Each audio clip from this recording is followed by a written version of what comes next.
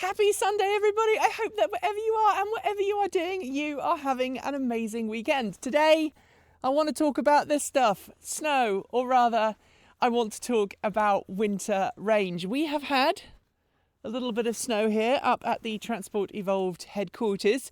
It's turned into ice now and most of the snow has melted, but earlier today, I'm filming this on a Thursday, we did have quite a lot of snow. It was covering the ground, but then it's since warmed up because the sun came out.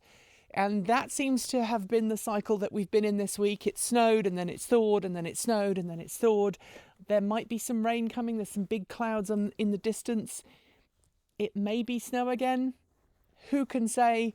The temperature is quite rapidly dropping right now. And that is the topic that I want to discuss with you today. Not snow, obviously, but rather range of electric vehicles in winter and the question, are we too obsessed with how far electric vehicles can or can't travel in extreme winter weather? Now, in the last couple of weeks, I've seen quite a lot of videos online discussing the topic of winter range for electric vehicles. And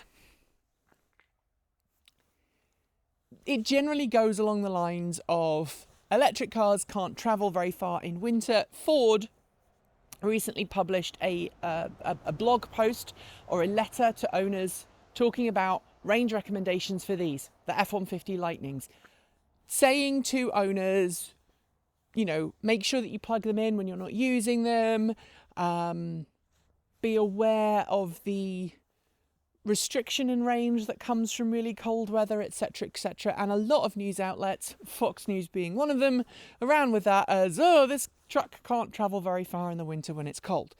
Now, anybody who has owned an electric vehicle for any length of time will know that it is fairly easy to drive an electric vehicle in the winter and to get reasonably decent distances out of that electric vehicle if you follow the basic advice. Ford gave some of it, things like making sure that your battery pack is preconditioned and that your cabin is preconditioned before you leave, making sure that you don't leave the battery flat, you try and charge it as soon as you can, and don't leave the battery in a very low state of charge, just as you wouldn't leave the battery in a very high state of charge. But the reality is, and this is something that I'm struggling with in my head here, when electric vehicles were new to the market 10 years ago, and I know that there were electric vehicles long before that, but when the current generation of EVs came onto the market about a decade ago, most electric cars had a range of about 70 to 90 miles in ideal conditions. Some of them were just over 100.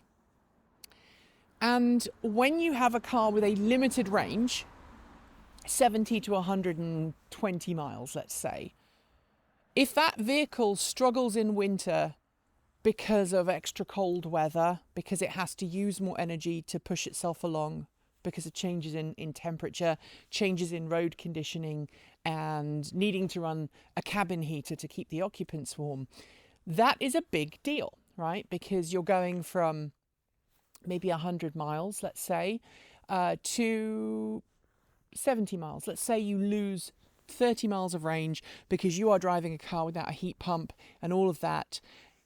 That is a big impact, right? It's a big impact on your overall range because your range is pretty small.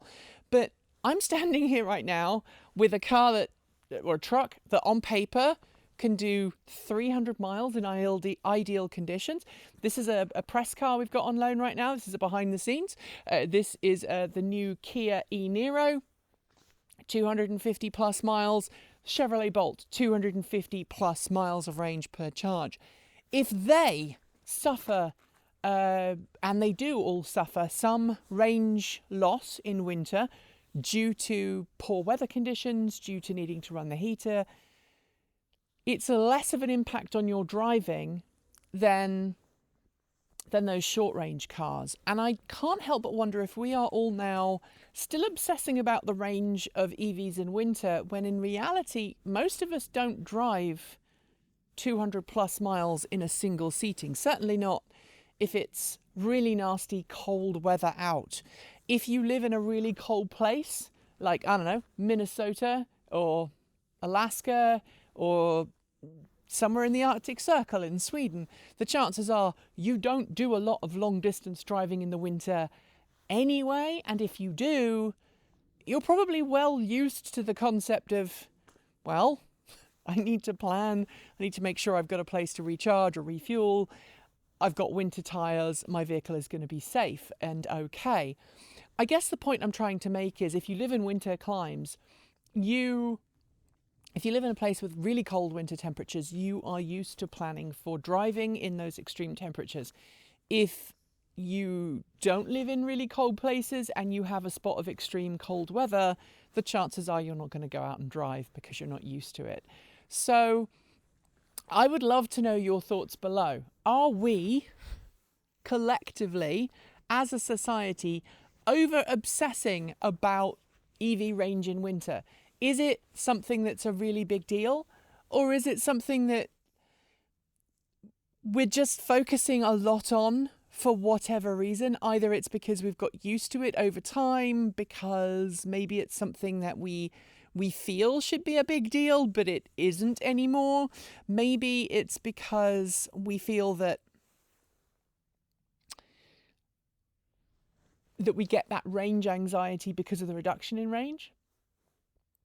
I don't know. I mean, in my experience, driving in really wet weather impacts my range as much or more than driving in the winter. And I don't know very many people who worry about driving an EV in torrential rain. They just drive it, unless they're worried about issues with electric cars and heavy water, which would be slightly different. I don't know if you are someone who has that concern. Let me know in the comments below if you do, in fact, have that concern. I've never met anybody who has that as a concern. But yet, it is a thing, right? Driving long distance in heavy rain, people don't worry about. Driving long distance in bad winter weather, everyone loses their biscuits about.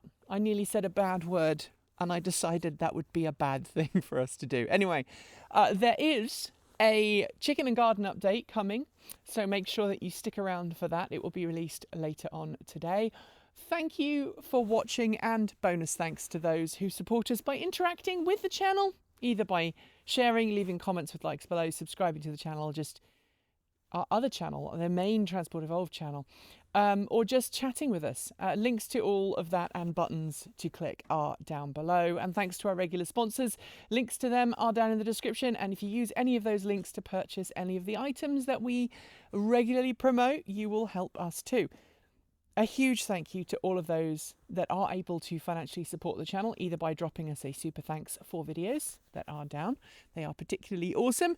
By buying from our awesome swag store, or by sending donations through Ko-fi and Bitcoin. If you're able to do a little more, please consider joining the channel as a supporter through the link below, or these awesome charged up folks on our right.